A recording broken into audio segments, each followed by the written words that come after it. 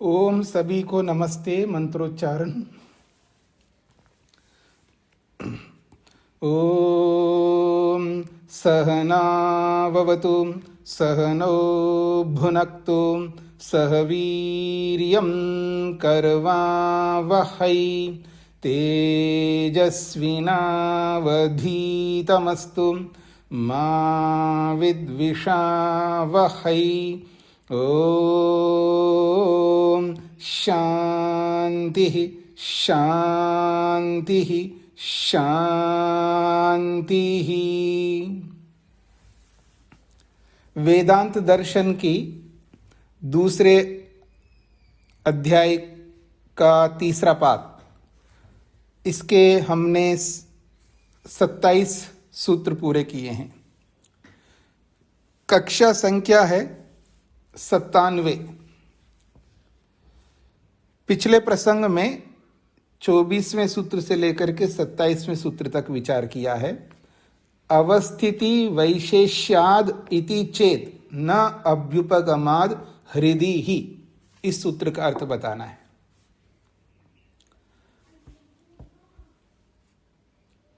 हाँ जी, अनीता जी बताइए। इस सूत्र में प्रश्न है और प्रश्नकर्ता का कहना है कि जो आपने चंदनवत का उदाहरण दिया है, तो उस उदाहरण से जो जानने योग्य जीवात्मा है उसमें भेद दिखाई देता है, और वह भेद है जड़ और चेतन का। चंदन का जो वृक्ष है वो तो जड़ है, और जिससे आप सिद्ध कर रहे हैं आत्मा को, वो चेतन है, और वो इधर मतलब यहाँ वहां कहीं भी आ जा भी सकता है। तो इस प्रकार का प्रश्न प्रश्नकर्ता ने किया। तो इस प्रकार से उसने कहा कि विरोध आएगा। तो प्रश्नकर्ता के उत्तर में सिद्धांती का कहना है कि ऐसा कोई भी विरोध नहीं आएगा, क्योंकि श्रुति में जो है वो ये आत्मा को एक देशी अर्थात हृदय में रहने वाला स्वीकार किया गया। इस प्रकार कोई भी विरोध आने का प्रश्न ही नहीं है। जी। गुणाद वा लोकवत, इसका अर्थ निर्मला देवी जी। नमस्ते स्वामी जी। हाँ, अपना वीडियो ऑन करना होगा आपको। हाँ नमस्ते स्वामी जी। जी। जीवात्मा एक देशी होकर भी अपने ज्ञान के द्वारा जो अपने इंद्रियों की सहायता से जो है अपने उपकरणों से कार्य करता है, और वो जो है सारे शरीर में अपने गुणों को प्रवृत्त करता है। तो एक स्थान पर रहते हुए भी जो है वो पूरे उसको देखता है। जैसे दीपक है, वो एक स्थान पर रहते हुए भी पूरे घर को प्रज्वलित करता है। एक स्थान पर रखो चाहे कैसा भी घर हो, लेकिन वो पूरे घर को रोशन कर देता है। ऐसी ही जीवात्मा। जी, ठीक बात है। व्यतिरेको गंधवत, इसका अर्थ आचार्य अनीता जी। नमस्ते स्वामी जी। जी। इसमें ज्ञान गुण और चेतन गुण के विषय में बताते हुए बताया है कि जिस प्रकार से फूल से गंध का गुण दूर दूर तक जाता है, वैसे ही जीवात्मा का जो ज्ञान गुण है वो शरीर के सभी स्थानों से अनुभूत होता है। जी, ज्ञान नहीं बोलिएगा, ज्ञान बोलना है सभी को। जी जी। तथा च दर्शयति। हाँ जी, डॉक्टर अनीता जी। नमस्ते स्वामी जी। जी। इसमें बताया कि शास्त्र भी यह बताता है कि जीवात्मा अपने चेतन गुण के कारण सिर के लोम से लेकर के नाखून के अग्रभाग तक अनुभव करता है। जी जी जी, ये तो ठीक है कि अनुभव करता है। इसके बारे में दर्शयति का अर्थ नहीं बताया आपने।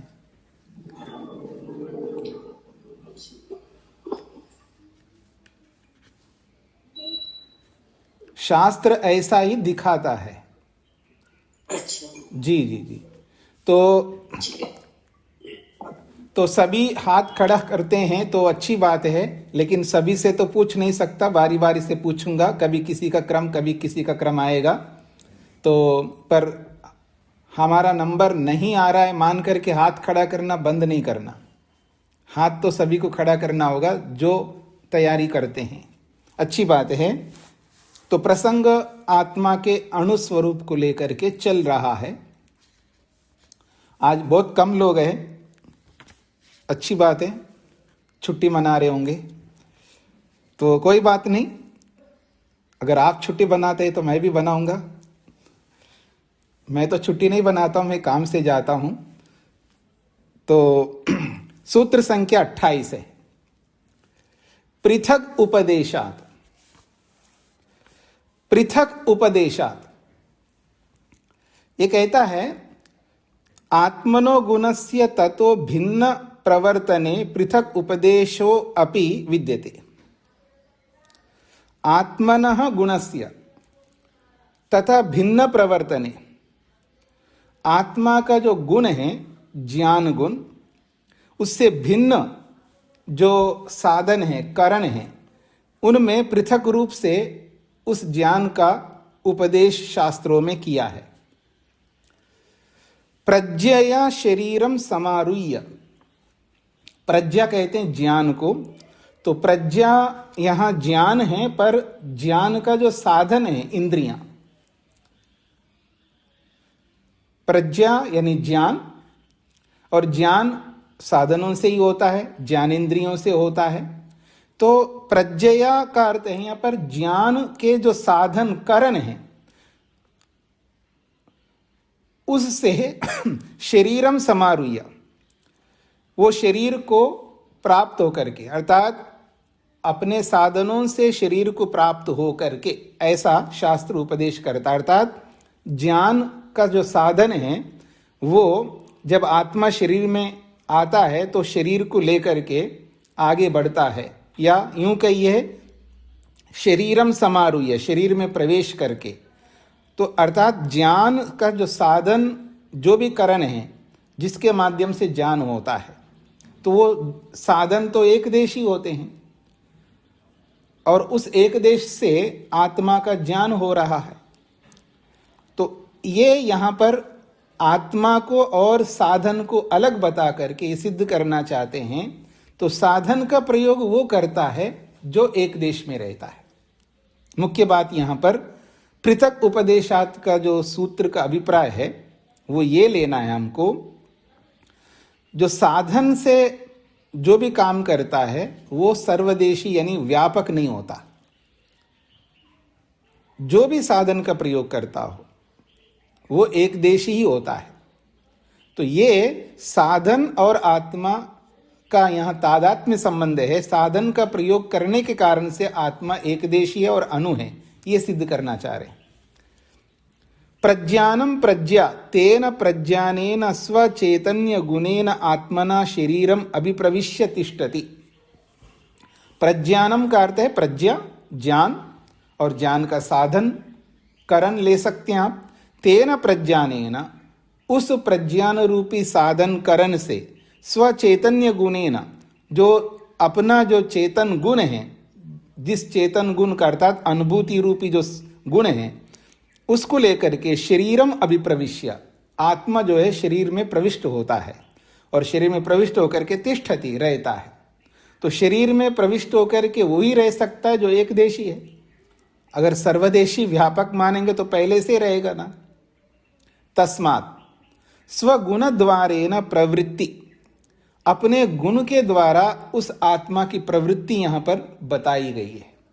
सार्वदेशिकी शरीरे अनो अपि, और शरीर में वो जीवात्मा एक अनुस्वरूप होकर के भी सार्वदेशिकी प्रवृत्ति, पूरे शरीर में उस आत्मा के ज्ञान गुण की प्रवृत्ति होती है, अर्थात पूरे शरीर में ज्ञान की अनुभूति होती है।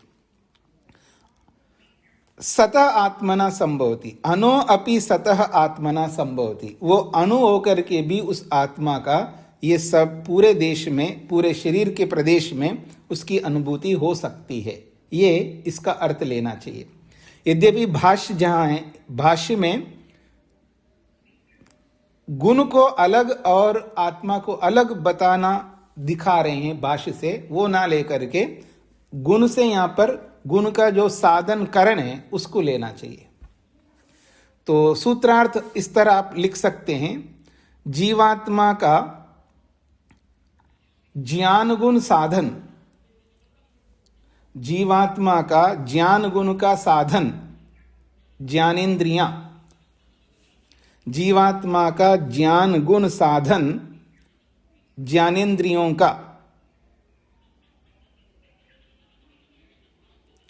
जीवात्मा का ज्ञान गुण साधन ज्ञानेंद्रियों का आत्मा से अलग उपदेश होने से,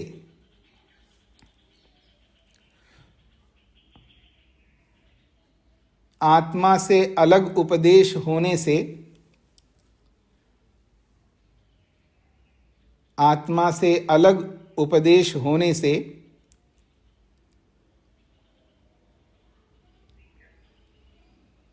आत्मा एक देशी अणु सिद्ध होता है, आत्मा एक देशी अणु सिद्ध होता है।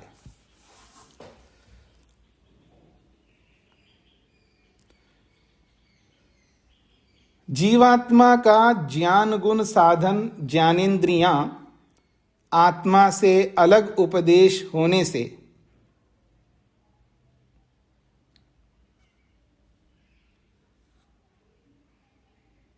आत्मा एक देशी अणु सिद्ध होता है। क्या लिखा है जी आपने, क्योंकि मेरे पास लिखा हुआ नहीं है। हाँ जी, अनीता जी पढ़िए, क्या लिखा है आपने। जीवात्मा का ज्ञान गुण का साधन ज्ञानेंद्रियों का आत्मा से अलग उपदेश होने से आत्मा एक देशीय अणु सिद्ध होता है। ठीक है, आगे बढ़ता हूं जी। शंकते, एक शंका प्रश्न किया जा रहा है प्रश्नकर्ता की ओर से। तद गुण सारत्वात्, तद गुण सारत्वात् तु तद व्यपदेशः प्राज्यवत्, तद गुण सारत्वात् तु तद व्यपदेशः प्राज्यवत्। ये पूरा सूत्र प्रश्नकर्ता की ओर से है।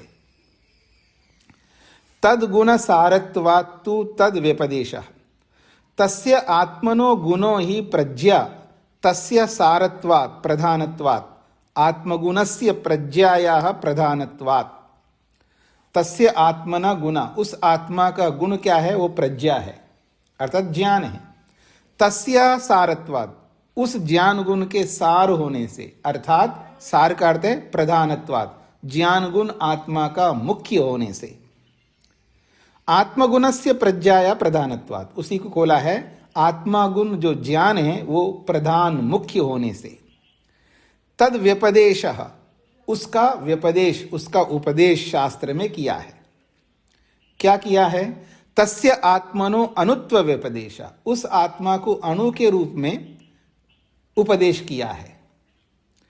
और ये जो अणु का उपदेश, अनुत्व का जो व्यवहार किया है, ये व्यवहार न वास्तविका, ये वास्तविक में नहीं है, मतलब यथार्थ नहीं है ये उपदेश। क्यों, प्राज्यवत, उदाहरण दे रहे, यथा ही प्राज्य परमात्मा अपि विभु, जैसे प्राज्य परमात्मा है और वो विभु है, व्यापक है, तो विभूषण, विभु होते हुए भी क्वचित उपासना बुद्धिया, किसी शास्त्र में ईश्वर की उपासना करने की बुद्धि से अल्प परिमाणी व्यपदिश्यते, उस व्यापक प्रभु को अल्प परिमाण वाला अर्थात अनुपरिमाण वाला उपदेश शास्त्र में किया जाता है। व्यापक परमात्मा को भी क्वचित, क्वचित का मतलब किसी शास्त्र में, और वो भी किस दृष्टि से, उपासना बुद्धिया, उपासना की बुद्धि से, उस परमात्मा को, व्यापक परमात्मा को अल्प परिमाण व्यपदिश्यते, उसको अणुपरिमाण वाला वर्णन करता है। क्या कहाँ करता है, अंगुष्ठ मात्र पुरुषो मध्य आत्मनि तिष्ठति, वो अंगूठे के बराबर है वो पुरुष, आत्मनि मध्य तिष्ठति, आत्मा के बीच में विराजमान होता है। ईशानो भूत भव्यस्य, और भूत और भव्य, अर्थात भूतकाल का, वर्तमान काल का तो है ही है वो, भूतकाल का भी, भविष्यत काल का वो ईशाना स्वामी है। और वो बहुत छोटा है, वो पुरुष के बीच में विराजमान होता है, ये कठोपनिषदकार ने कहा है। फिर छांदोग्य का प्रमाण दे रहे हैं, एष में आत्मा अंतर हृदय, ये जो मेरा आत्मा है अंतर हृदय, हृदय के अंदर विराजमान है। और वो अणियान, बहुत सूक्ष्म है। कितना सूक्ष्म है तो उदाहरण से समझा रहे, व्रीहेर्वा धान के बराबर है, यवादवा जौ के बराबर है, सर्षपादवा सरसों के बराबर है, शामकादवा शामक नामक जो धान है उसके बराबर है, शामक तंडुलादवा, और शामक तंडुल का मतलब है शामक नामक चावल, क्योंकि भूसा हटाने के बाद और छोटा हो जाता है। एष में आत्मा अंतर हृदय, और ये जो मेरा आत्मा है प्रभु वो अंतर हृदय, हृदय के अंदर विराजमान है और बहुत सूक्ष्म है। पर फिर देखा जाए ज्यायान पृथिव्या, पर वो पृथ्वी से भी बड़ा है, ज्यायान अंतरिक्षात, वो अंतरिक्ष से भी बड़ा है, अर्थात उसको बड़ा भी बोला है, सूक्ष्म भी बोला है। एवं अनुत्वम बुद्धे गुणो न आत्मना बुद्धि, एवं अनुत्वम बुद्धे गुणा, ईश्वर को अणु बताना, सूक्ष्म बताना, ये बुद्धि का गुण है, मतलब उपासना बुद्धि का गुण है। न आत्मना, वास्तव में आत्मा का वास्तविक स्वरूप नहीं है, परमात्मा का। तो ऐसे जीवात्मा का भी है। एवं अनुत्वम, इसी प्रकार बुद्धे गुना न आत्मना, ये जो आत्मा को, जीवात्मा को अणु बोला है वो बुद्धि का गुण है, उपासना की बुद्धि है, उसका गुण है। न आत्मना, वो आत्मा का नहीं है। बुद्धि विमोक्षाद अनुत्व अभावा, जब वो मुक्त हो जाता है तो उस बुद्धि का विमोक्ष हो जाता है, अर्थात वो बुद्धि, वो ज्ञान छूट जाता है, फिर अनुत्व का अभाव हो जाता है, फिर वो व्यापक ही माना जाता है। तस्मात् न आत्मा अणु, इसलिए वो आत्मा अणु नहीं है, ये प्रश्नकर्ता का कहना है। सूत्रार्थ लिखिएगा। उस जीवात्मा का ज्ञान गुण मुख्य होने से, उस जीवात्मा का ज्ञान गुण मुख्य होने से,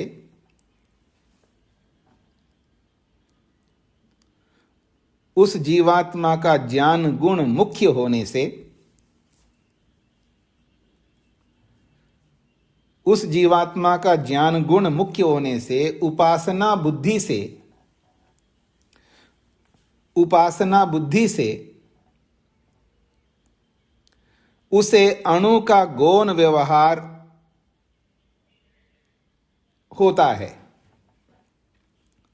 उसे अणु का गौण व्यवहार होता है, या उसका अणु का गौण व्यवहार होता है, ऐसा कर सकते। उसका अणु का गौण व्यवहार होता है, उसका अणु का गौण व्यवहार होता है, वास्तविक नहीं।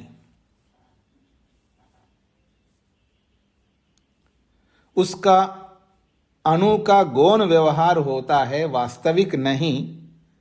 जैसे प्राज्य परमात्मा का, जैसे प्राज्य परमात्मा का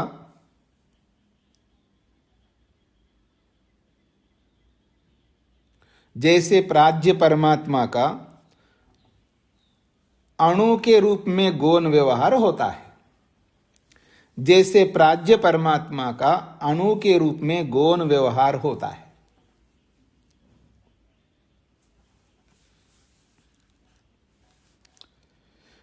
उस जीवात्मा का ज्ञान गुण मुख्य होने से उसका अणु का गौण व्यवहार होता है, वास्तविक नहीं।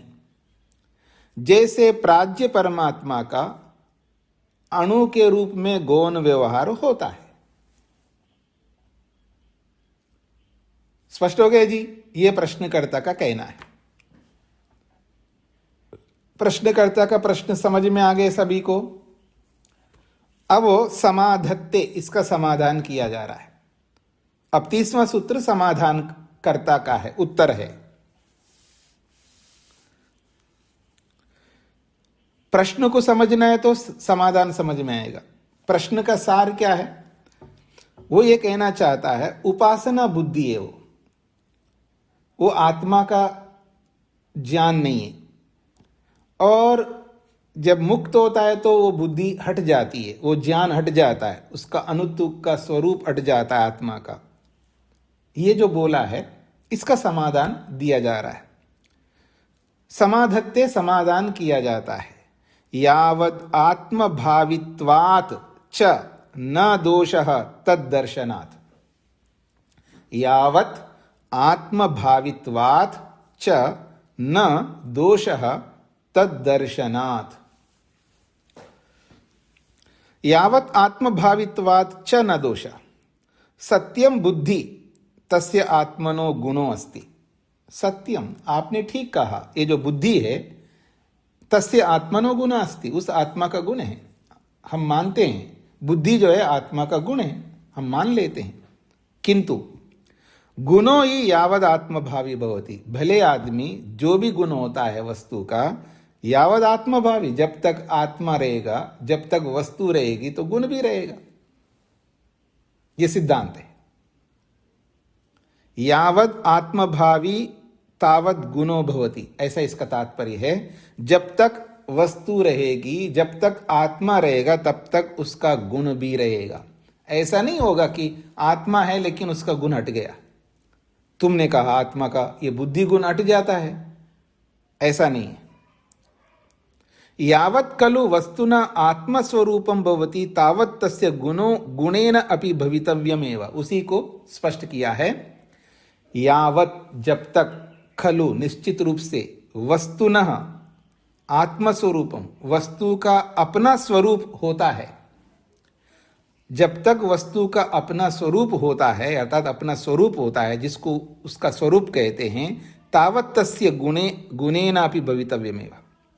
जब तक आत्मा का स्वरूप रहता है, होता है का मतलब है जब तक आत्मा वस्तु रूपी आत्मा का स्वरूप रहता है, अर्थात जब तक आत्मा बना रहता है, इसका तात्पर्य। तावत् तस्य गुणेनापि भवितव्यमेव, तब तक उसका गुण भी रहेगा। जब आत्मा का स्वरूप जब तक बना रहेगा तब तक उसका गुण भी बना रहेगा।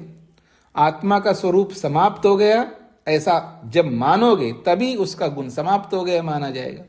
लेकिन आत्मा है लेकिन उसका गुण ना रहे, उसका ज्ञान ना रहे, ऐसा नहीं हो सकता।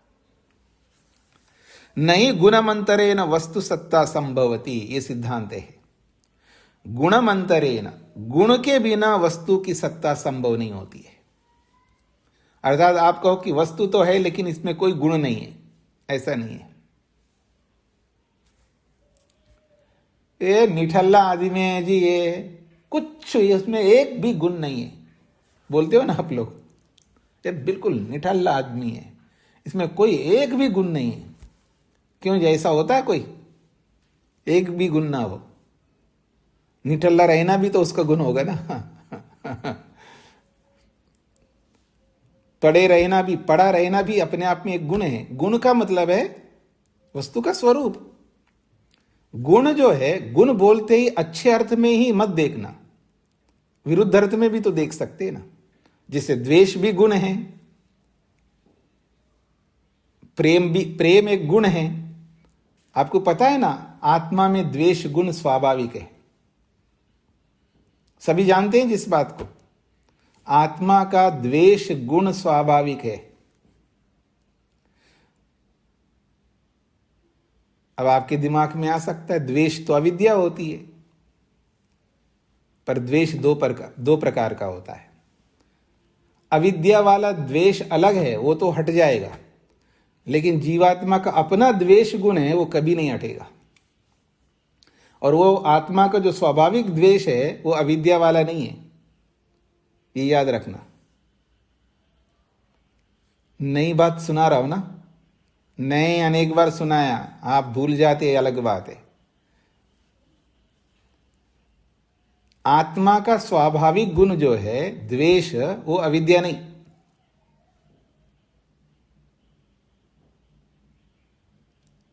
क्यों नहीं है? दुख से द्वेष करता हूं मैं, दुख से द्वेष करना मेरा स्वभाव है। आत्मा का स्वभाव है दुख से द्वेष करना, ये अविद्या कैसे हो सकता है?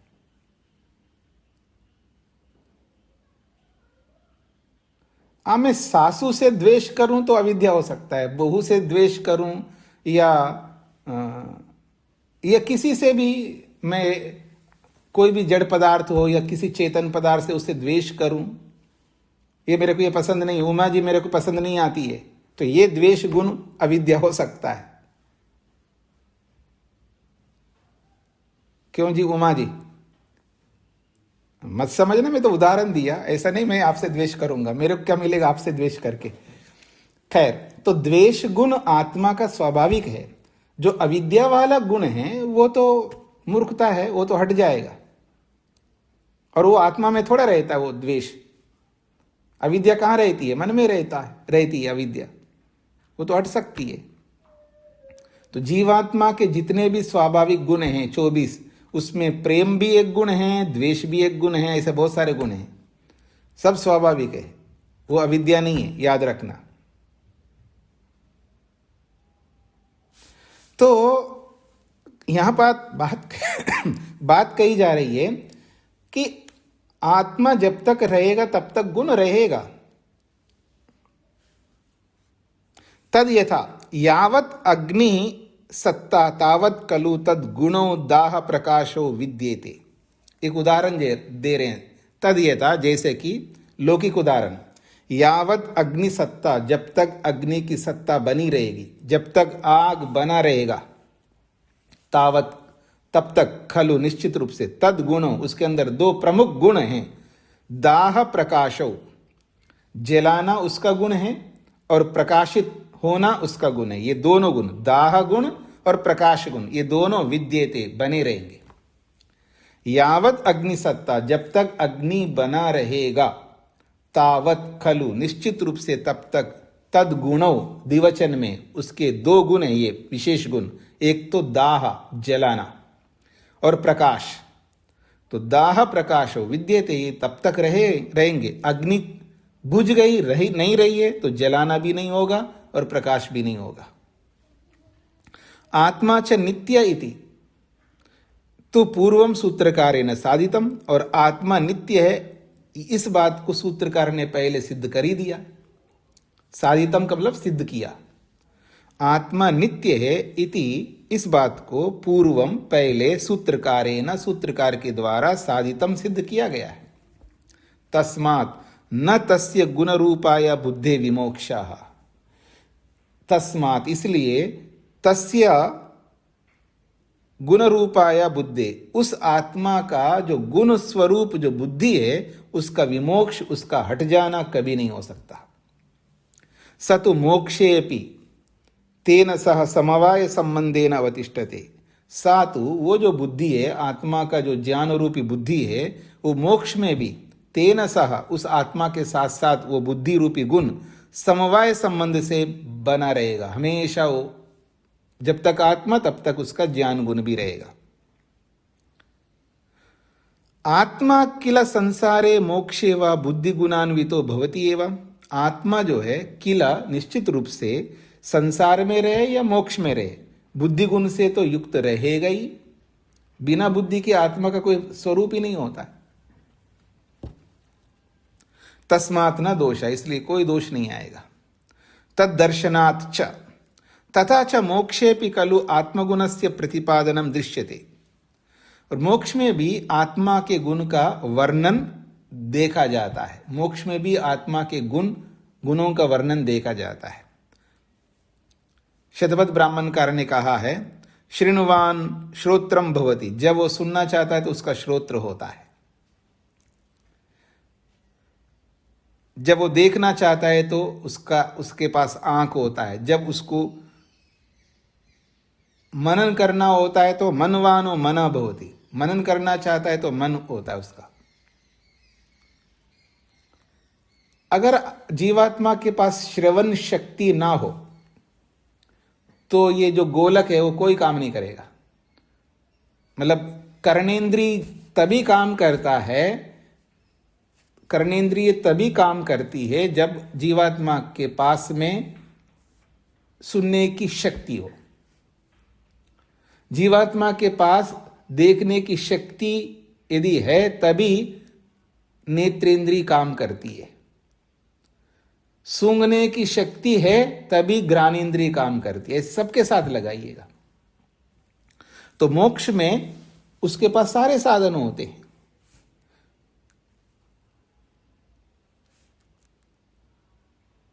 आज हमारे पास सारे साधन हैं, लेकिन अपने साधनों से हम देख नहीं सकते, सुन नहीं सकते, इसलिए परमात्मा ने गोलक दिए, इंद्रियां दी, उनके माध्यम से हम देख पाते, सुन पाते। मुक्ति में साधन तो नहीं देते हैं, पर फिर भी हम देख इसलिए पाते हैं, वह ईश्वर का सहयोग होता है, ईश्वर सामर्थ्य देता है। जैसे माँ छोटे बच्चे को चलाती है ना, उंगली पकड़ करके, आपने सभी ने चलाया होगा, क्यों जी? अपने अपने बच्चों को याद नहीं है तो अपने पोते पोतियों को चला रहे होंगे, यही हो सकता है। ठीक है जी। तो जैसे किसी बच्चे को हम चलाते हैं पकड़ करके, तो ऐसे ही परमात्मा जो है मुक्ति में हमको चलाता है। मैं देखना चाहता हूं तो दिखाता है, पर मैं अपनी शक्ति से देखता हूं। मैं मनन करना चाहता हूं तो मनन करवाता है। तो वहां ईश्वर के सामर्थ्य से हम सारे काम कर लेते। वहां काम करने की जरूरत होती है कि काम का मतलब कोई कर्म नहीं करते वहां पर। मुक्ति में कोई कर्म नहीं करता जीवात्मा, याद रखना, अनुभव करता है। तो जब वो अनुभव करना चाहता है, जो भी अनुभव करना चाहता है, तो ईश्वर अनुभव करवाता है और आत्मा अपनी शक्ति से अनुभव करता है। क्या अनुभव करने की इच्छा होती है जी? जब आत्मा के पास इच्छा शक्ति है तो उसका प्रयोग करेगा ना। जब इच्छा है तो इच्छा तो करेगा जीवात्मा। वहां इच्छा करने की क्या आवश्यकता है? जब उसका स्वरूप है इच्छा करना, तो इच्छा क्यों नहीं करेगा? जब आत्मा का स्वरूप है इच्छा करना, तो इच्छा करेगा। अल्पज्य जीवात्मा सब प्रकार की इच्छाएं रखता है। बस अंतर इतना है, मुक्ति में अविद्या नहीं होती है, तो अविद्या से इच्छा नहीं कर सकता। जो भी इच्छा करेगा विद्या से, तत्वज्ञान से ही करेगा, और उसकी सारी इच्छाएं पूर्ण होती है। और शरीर में रहते हुए कभी भी किसी भी मनुष्य की सारी इच्छाएं पूर्ण कभी ना हुई हैं, ना आज हो रही है, ना आगे होगी, कभी नहीं हो सकती। आपकी सारी इच्छाओं की पूर्णता, आपकी सारी इच्छाओं का, यूं कहूं, सारी इच्छाएं पूर्ण हो, संभव नहीं है। सारी इच्छाएं यहीं पूर्ण आप कर ले तो मुक्ति में कौन जाएगा जी? मुक्ति में, वैसे मुक्ति में कोई जाना नहीं चाहता है। लोग पूछते हैं जी मुक्ति में टीवी मिलेगा? मुक्ति में टीवी मिलेगा क्या? गोलगप्पे मिलेंगे क्या मुक्ति में? लोग पूछते हैं ऐसे। तो इच्छाओं की पूर्ति अगर यहीं पर सब हो जाए तो फिर मुक्ति में कोई नहीं जाएगा। और सारी इच्छाएं पूर्ण यहां नहीं हो सकती है। ईश्वर चाहे तो कर सकता है ना, तो नहीं कर सकता। ईश्वर के पास भी ऐसा सामर्थ्य नहीं है। आपके शरीर में रहते हुए आप सूर्य की नाभि में जाकर के वहां की हीट कितनी है कैसे जान सकते हैं? आप इच्छा करोगे तो ईश्वर कैसे पूरा करेगा आपकी इच्छा को? शरीर में रहते हुए तो कर नहीं सकते। इसलिए मुक्ति में जाना होगा, तब आप चाहे सूर्य की नाभि में जाना चाहो, चाहे कहीं भी जाना चाहो। देखो जी, कोई कहता होगा जी मैं डायबिटिक हूं जी, मैं मिठाइयां नहीं खा सकता, लेकिन खाने की इच्छा तो है। शरीर में रहते हुए उस इच्छा की पूर्ति नहीं कर सकता, मुक्ति में रह करके तो कर लेगा। मिठाई के अंदर प्रविष्ट होकर के आ जाएगा। और क्या है, मिठाई भी बिगड़ती नहीं, याद रखना। अगर आप उंगली रखो, अपना हाथ रखो तो बिगड़ जाए मिठाई। हाँ जी, आप अचार में हाथ रखो तो अचार बिगड़ जाएगा आपका। लेकिन मुक्ति में रह करके आचार में प्रवेश करके आ जाएगा आत्मा, आचार बिगड़ेगा नहीं। कहने का अभिप्राय यह है कि इच्छाओं की पूर्ति तो केवल मुक्ति में ही होती है, और जीवात्मा अपनी इच्छाओं की पूर्ति अपने ही सामर्थ्य से करता है, बस सहयोग ईश्वर का रहता है, ये समझ लीजिएगा। तो यहां पर बोला है कि एष आत्मा अपहत पाप्मा विजरः विमृत्यु विशोकः विजिकित्सा अपिपासा सत्यकामा सत्य संकल्पः। एष आत्मा, ये जो आत्मा है जब मुक्ति में रहता है तो कैसे रहता है? अपहत पाप्मा, समस्त पाप से मुक्त रहता है। विजरा, जरा से रहित होता है, उसको बुढ़ापे नहीं आती है। विमृत्यु, मृत्यु नहीं आती है। विशोका, कभी शोक नहीं होता, अर्थात दुख नहीं होता है। विजिकित्सा, भूख नहीं लगती है। अपिपासा, प्यास नहीं लगती है। और सत्य कामा, सारी कामनाएं उसकी सत्य होती है, असत्य कामना नहीं कर सकता। और जितने भी संकल्प करेगा सारे सत्य संकल्प होते हैं उसके, सत्य संकल्प होते हैं, सत्य कामनाएं होती हैं। न भूख है, न प्यास है, न दुख है, न मृत्यु है, न बुढ़ापा है, न पाप है। क्या स्थिति होती है जीवात्मा की, कभी सोचिएगा ना आप। शायद सोचेंगे तो आपकी प्रवृत्ति थोड़ी सी और बढ़ेगी, तीव्रता कुछ और अधिक आएगी आपकी। एवं एष संप्रसादो अस्मा शरीरा समुत्थाय परम ज्योति उपसंपद्य स्वेन रूपेण अभिनिष्पद्यते। एवं एव एष, ऐसा होकर के ये जीवात्मा संप्रसाद बन जाता है। संप्रसाद बनने का अर्थ पीछे बताया अनेक बार।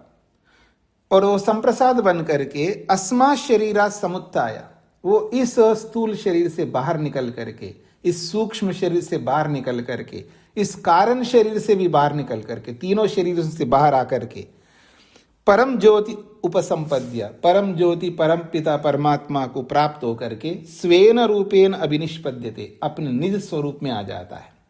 तब वो अपने आप को नित्य शुद्ध बुद्ध मुक्त स्वभाव अनुभव करता है। स उत्तम पुरुषा, तब जाकर के उत्तम पुरुष कहलाता है। स तत्र परियेति, और वो मुक्ति में परियेति, कहीं भी आना जाना कर सकता है। जक्षन क्रीडन, चाहे वो खा रहा है, क्रीड़ा कर रहा है, कुछ भी कर सकता है मुक्ति में। अतः यो वेद इदम जिग्रानीति, अच्छा जब वो ये जानता है कि मैं क्या इसको सूंघूं, बस सूंघ लेता है।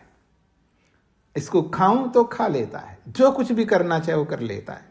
स आत्मा गंधाय ग्रानम, वो आत्मा गंध को ग्रहण करने के लिए उसके पास स्वयं का ग्रान होता है। अतः मनसा एतान कामान पश्यन रमते, वो अपने निज मन से, मनन शक्ति से युक्त होकर के एतान कामान पश्यन, इन सारी कामनाओं को देखता हुआ अनुभव करता हुआ रमते, वो मुक्ति में रमन कर रहा होता है, आनंद ले रहा होता है। तस्मात् मोक्षे अपि आत्मगुणस्य बुद्धे वर्तमानत्वात् न बुद्धे विमोक्षः। तस्मात्, इन सारी बातों से ये पता लगता है, मोक्षे अपि, मोक्ष में भी, आत्मगुणस्य बुद्धे वर्तमानत्वात्, आत्मा का जो ज्ञान रूपी बुद्धि गुण है वो विराजमान रहता है। न बुद्धे विमोक्ष, इसलिए बुद्धि की विमोक्ष, बुद्धि हट जाती हो, बुद्धि हट जाती है और केवल वो आत्मरूप में रहता हो, ऐसा नहीं है। तस्य यावद आत्मभावित्वात्, क्योंकि उस बुद्धि गुण यावद आत्मभावित्वात्, जब तक आत्मा रहेगा तब तक वो बुद्धि गुण भी रहेगा। अत आत्मनो अनुत्व प्रतिषेधे बुद्धे अनुधर्म इति हेतु प्रदर्शनम तु हेत्वाभास एव। अब 29वें सूत्र में जो खंडन किया, जो प्रश्न उपस्थित किया, उसका खंडन कर रहे हैं। अतः, इसलिए आत्मनो अनुत्व प्रतिषेधे, आत्मा के अणु का खंडन करने के लिए बुद्धे अनुधर्म, बुद्धि का अनुधर्म के रूप में, ज्ञान को अणु के रूप में जो प्रस्तुत करके जो हेतु का प्रदर्शन किया है, वो वास्तव में हेतु नहीं है, वो हेत्वाभास है। हेतु जैसा है, हेतु नहीं है प्रश्नकर्ता का, ये इसका तात्पर्य है। सूत्रार्थ, जब तक जीवात्मा की सत्ता रहेगी,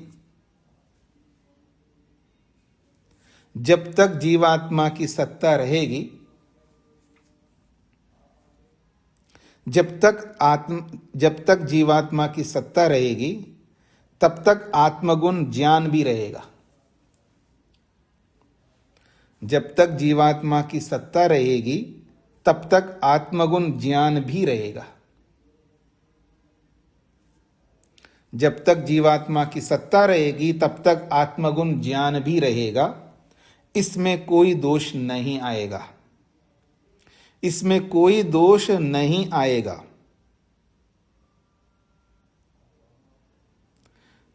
इसमें कोई दोष नहीं आएगा। और आत्मज्ञान के सदा रहने की,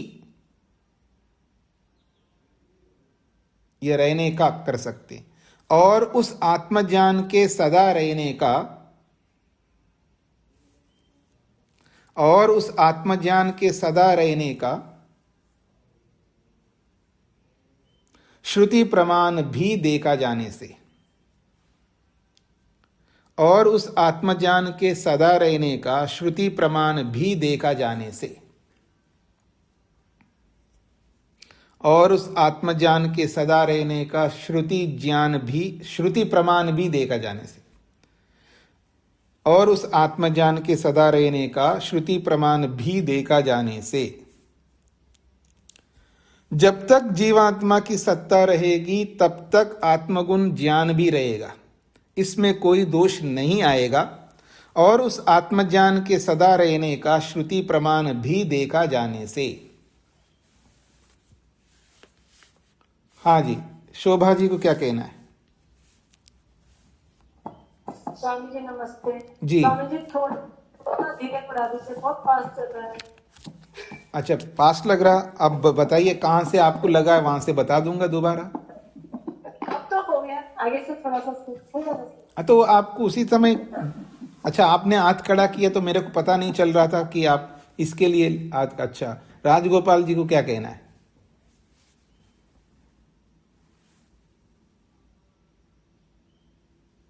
जी आचार्य जी नमस्ते। यहाँ पर आचार्य जी आपने जैसे बोला मोक्ष में आत्मा बुद्धि अर्थात ऐसे अविद्या से युक्त होकर इच्छा नहीं रखता है, विद्या से युक्त होकर इच्छा रखती है। तो विद्या से युक्त होकर उसका किस प्रकार का इच्छा रहती है? तो अभी तक सारा रामायण क्या सुन रहे थे आप?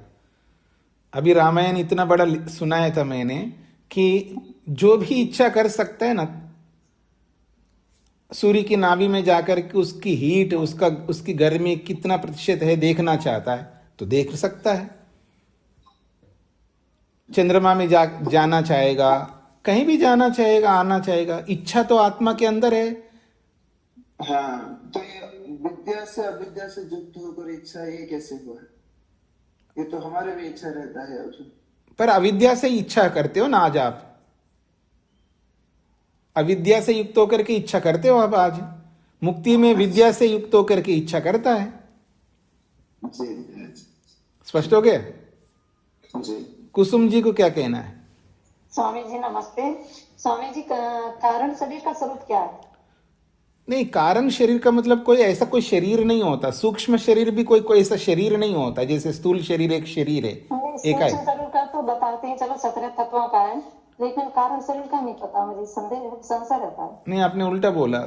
सूक्ष्म शरीर का मतलब है 18 तत्वों का समुदाय को सूक्ष्म शरीर नाम दिया है।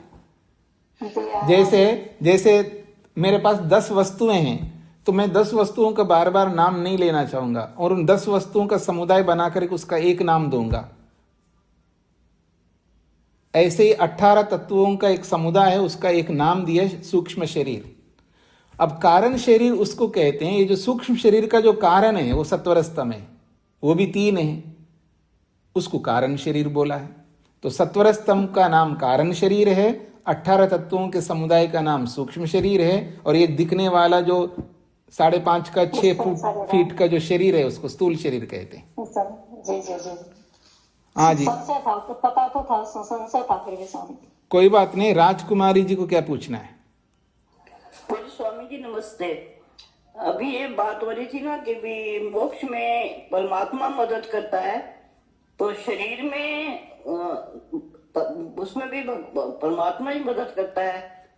हाँ, तो ठीक बात है। शरीर में तो आपके कर्मों के अनुसार शरीर में मदद कर रहा है और बहुत कर्म के अनुसार। हाँ, और क्या है, कर्मों के अनुसार ही तो मदद करता है परमात्मा। बिना कर्म का कोई मदद नहीं करता। वो आपकी तरह थोड़ा है, मेरी तरह थोड़ा है कि आप मेहनत ना भी करो तो मैं मदद करता हूँ आपका, मैं कर्म ना करूँ तो भी आप मदद करते मेरा। भगवान ऐसा नहीं होता है, भगवान कर्म करेगा ही तो मदद करता है, बिना कर्म के कभी मदद नहीं करता। वो न्यायकारी है, याद रखना।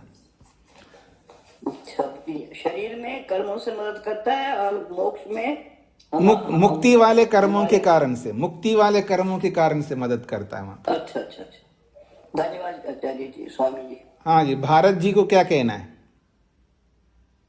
स्वामी जी नमस्ते।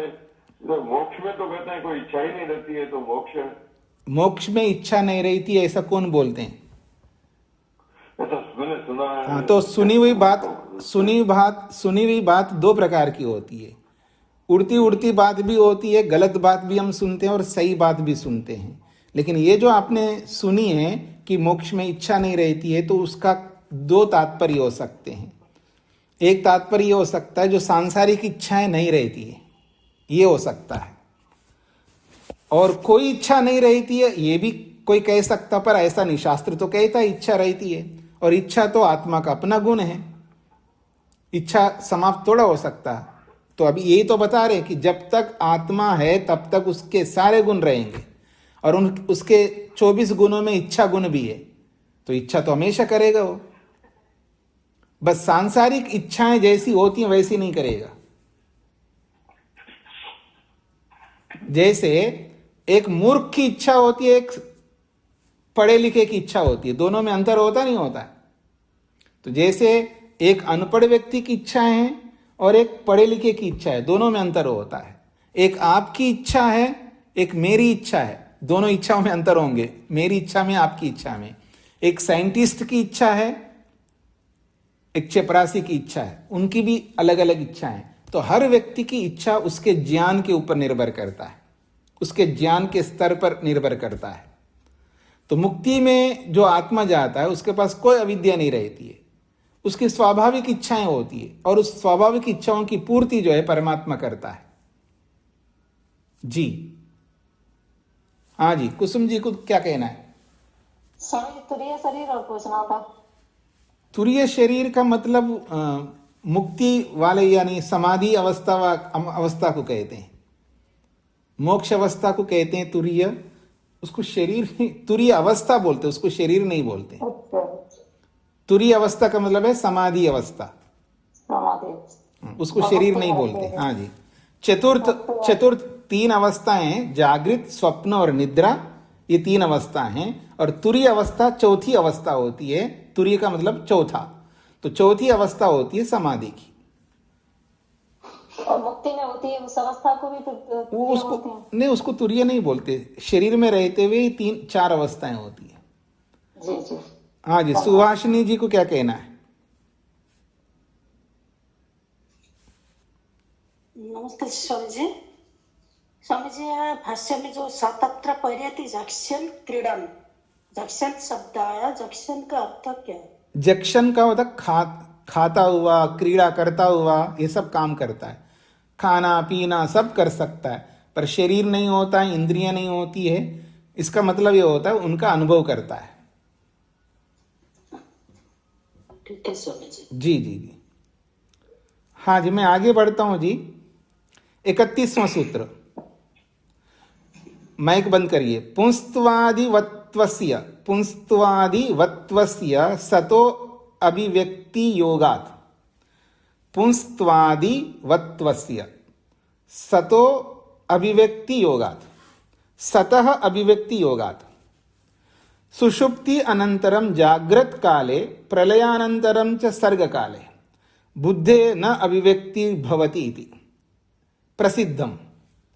सुषुप्ति अनंतरम, निद्रा के बाद, जागृत काले, जागृत अवस्था में, प्रलयानंतरम सर्ग काले, प्रलय के बाद सृष्टि के काल में, बुद्धे अभिव्यक्तिर्भवति, बुद्धि अभिव्यक्त होती है, प्रकट होती है, ये प्रसिद्ध है लोक में। जैसे निद्रा में बुद्धि प्रकट नहीं होती है, लेकिन जागृत अवस्था में आते ही तो आपकी बुद्धि प्रकट होती है। प्रलय काल में जो है बुद्धि प्रकट नहीं होती है, लेकिन सर्ग काल है, सृष्टि के काल में बुद्धि प्रकट होती है, ये प्रसिद्ध है। किंतु न स अभिव्यक्ति ही अविद्यमान लिंगा नूतना इव वा, कहते हैं न स अभिव्यक्ति, वो जो अभिव्यक्ति होती है बुद्धि, चाहे वो जागृत काल में हो चाहे वो सृष्टि के काल में, वो बुद्धि जो अभिव्यक्ति हो रही है वो अविद्यमान लिंगा न, वो पहले नहीं थी, पहली बार अभिव्यक्ति हो रही है ऐसा नहीं है। न नूतना इव, जैसे कोई नया आया है, पहले नहीं था पहली बार नया आया हुआ, ऐसा नहीं। न वो नूतन है न पहले अविद्यमान हो, ऐसा नहीं। ये तो ही यो यो अभिव्यक्ति योग अभिव्यक्ति प्रसंग स सत एव विद्यमानाद एव अभिव्यक्ति लिंगात अभिव्यक्ते अव्यक्त रूपात भवति। कहते यो यो अभिव्यक्ति योग, जो जो अभिव्यक्ति को प्राप्त होता है, अगर जो जो प्रकट होता है, अभिव्यक्ति प्रसंग, अथवा यूं कहिए जहां जहां प्रकट होने का प्रसंग आता है, वो कब आता है? सत एव, वो पहले से विद्यमान है। सत एव अर्थात विद्यमानादेव, सत एव को खोला है विद्यमानादेव, वो पहले से विद्यमान है, इसलिए वो अभिव्यक्त हो रहा है। अभिव्यक्ति लिंगात, क्योंकि वो अभिव्यक्ति ही उसका चिन्ह है, क्योंकि पहले है लेकिन अब प्रकट हो रहा है। अभिव्यक्ते अव्यक्त रूपात भवति, अभिव्यक्ति से पहले वो अव्यक्त के रूप में, अप्रकट रूप में वो विद्यमान होता है। जैसे कमरे के अंदर अंधेरा है, पहले से कमरे के अंदर सारे सामान विद्यमान है, केवल दीपक जो है उनको अभिव्यक्त करता है, प्रकट करता है। तो जो पहले से विद्यमान कमरे के अंदर बहुत सारे साधन है, टेबल कुर्सी बिस्तर जो भी है, पर वो दिखाई नहीं देते, प्रकट नहीं है, क्योंकि प्रकाश नहीं है। तो प्रकाश जो है उन विद्यमान वस्तुओं को अभिव्यक्त करता है, प्रकट करता है। ठीक इसी प्रकार से यहां समझ लेना चाहिए। कथम, कैसे, उसके लिए एक उदाहरण दे रहे हैं। पुंस्त्वादिवत तु अस्य, पुंस्त्वादिवत तु अस्य, ये जो सूत्र में देखिए पुंस्त्वादिवत्वस्य है ना, इसको संधि विच्छेद करेंगे, पुंस्त्वादिवत तु अस्य, ये उसका संधि विच्छेद है। यथा पुंस्त्वादि पुरुषस्य रेत सेचन सामर्थ्यम स्त्रियाश्च रेतो धारण सामर्थ्यम, यथा जैसे पुंस्त्वादि पुरुषस्य, पुंस्तत्व पुंसत्व, पुंसत्व कह सकते हैं, पुरुषत्व कह सकते हो। पुरुषस्य, पुरुष के अंदर क्या है? पुंस्तु है, पुरुषत्व है। इसका मतलब क्या है? रेतः सेचन सामर्थ्यम, वीर सेचन करने का सामर्थ्य को पुंसत्व कहते हैं, पुरुषत्व कहते हैं। तो पुरुष के अंदर पुंसत्व है, अर्थात वीर्य सेचन करने का सामर्थ्य विद्यमान है। और स्त्रियाश्च रेतो धारण सामर्थ्यम, और स्त्री में क्या सामर्थ्य है? उस रेत को, उस वीर्य को धारण करने का सामर्थ्य है। यद यौवने अभिव्यज्यते, और यह कब प्रकट होता है? यौवन अवस्था आने पर अभिव्यज्यते, प्रकट होता है। बिल्कुल 6 महीने का बच्चा है, उसके अंदर पुंसत्व है, और 6 महीने की लड़की बच्ची है, उनके अंदर वीर्य को धारण करने का सामर्थ्य है, लेकिन प्रकट नहीं है। पर यदि यौवने, जब युवावस्था आ जाती है, तो दोनों में यह प्रकट होता है। वीर सेचन का सामर्थ्य उसमें प्रकट होता है, वीर्य को धारण करने का सामर्थ्य स्त्री में प्रकट होता है। बाल्ये अपि अस्य अभिव्यक्ति योगात वर्तमानाद एव नान्यता, बाल्ये अपि, बाल्य अवस्था में, बालक अवस्था में, अस्य अभिव्यक्ति योगात, उसको अभिव्यक्त होने का सामर्थ्य विद्यमान है, अर्थात उस बाल्यावस्था में, बालक अवस्था में उसके अंदर विद्यमान है, पर उस समय अभिव्यक्त नहीं होता है। न अन्यथा, अगर बालक अवस्था में वो विद्यमान ना हो तो यौवन अवस्था में वो प्रकट ही नहीं हो सकता। तथैव, ठीक उसी प्रकार अस्य आत्मगुणस्य बुद्धितत्वस्य न अभूत प्रादुर्भाव। तथैव, जैसे पुंसत्व पुरुष में और स्त्री में उसको धारण करने का सामर्थ्य है, पहले से है, एक परिस्थिति आने पर दोनों अभिव्यक्त होते हैं। तथैव, उसी प्रकार अस्य आत्मगुणस्य बुद्धितत्वस्य, इस आत्मा का जो बुद्धि नामक स्वरूप है उसका न अभूत प्रादुर्भाव, उस आत्मा में पहले ना हो अब प्रकट हो रहा हो, ऐसा नहीं है। जागृत काले सर्व काले च किंतु सुषुप्तो प्रलये अपि च तस्य सूक्ष्म रूपेण वर्तमानत्वात्। जागृत काल में जो उसका जो ज्ञान बुद्धि प्रकट होती है, सर्व काल में सृष्टि के समय में जो प्रकट होता है उसका सामर्थ्य, किंतु सुषुप्तो प्रलये अपि, सुषुप्ति में भी वो विद्यमान है, प्रलये अपि, प्रलय में भी वो विद्यमान है। कैसे विद्यमान है? तस्य सूक्ष्म रूपेण वर्तमानत्वात्, वो सूक्ष्म रूप में उसकी बुद्धि विद्यमान है, वहां पर वर्तमान है। एवं यावद आत्मभावित्वं बुद्धे सिद्ध्यति तराम, एवं इस प्रकार से यावद आत्मभावित्वम, जब तक आत्मा का स्वरूप रहेगा, बुद्धे सिद्ध्यति तराम, तब तक बुद्धि सिद्ध ही रहेगा, बुद्धि हटेगा नहीं। यावत आत्मभावित्वम, जब तक आत्मा का स्वरूप रहेगा तब तक बुद्धे सिद्ध्यति तराम, तब तक उस आत्मा का गुण बुद्धि सिद्ध ही रहेगा। आत्मा है लेकिन बुद्धि नहीं है, ऐसा नहीं कह सकते। तस्मात् यथा सुषुप्तो प्रलये च बुद्धे न अभावः, जैसे सुषुप्ति निद्रा काल हो या प्रलय अवस्था हो, उस अवस्था में बुद्धि का अभाव हो, ऐसा नहीं है। तद्वत्, उसी के समान, मोक्षे अपि न तस्य अभाव, मुक्ति में भी उस बुद्धि का अभाव नहीं होता है। क्यों? यावद आत्मभावित्वा, जब तक आत्मा है तब तक रहेगा उसका स्वरूप। तथा कृत्वा एव जीवात्मा अणु इति सिद्धम, ऐसा मान करके ही जीवात्मा को अणु के रूप में यहां पर सिद्ध किया गया है। सूत्रार्थ लिख लीजिएगा। विद्यमान सामर्थ्य ही प्रकट होता है।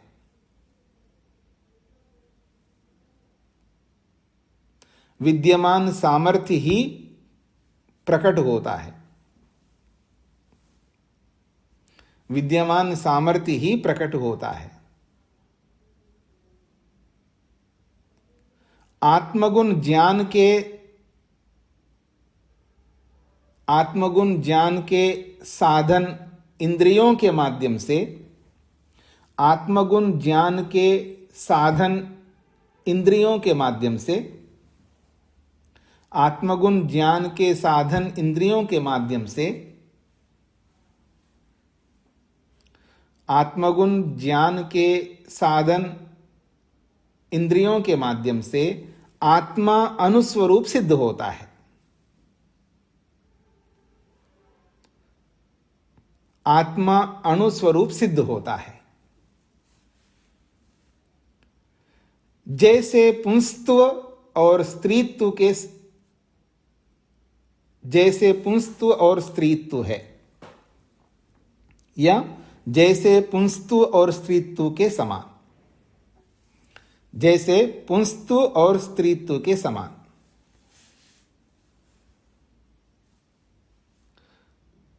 विद्यमान सामर्थ्य ही प्रकट होता है। आत्मगुण ज्ञान के साधन इंद्रियों के माध्यम से आत्मा अनुस्वरूप सिद्ध होता है, जैसे पुंस्तव और स्त्रीत्व के समान। हाँ जी, राज गोपाल जी को क्या कहना है?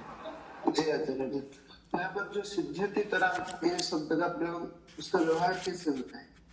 ये साहित्यिक भाषा है। सिद्ध होता है कहो या सिद्धति तराम जो है वो एक अलग स्वरूप है व्याकरण का। निश्चित रूप से सिद्ध होता है, इस बात को दृढ़ता को बताने के लिए तराम प्रत्यय जोड़ते हैं। जी आचार्य। जी जी,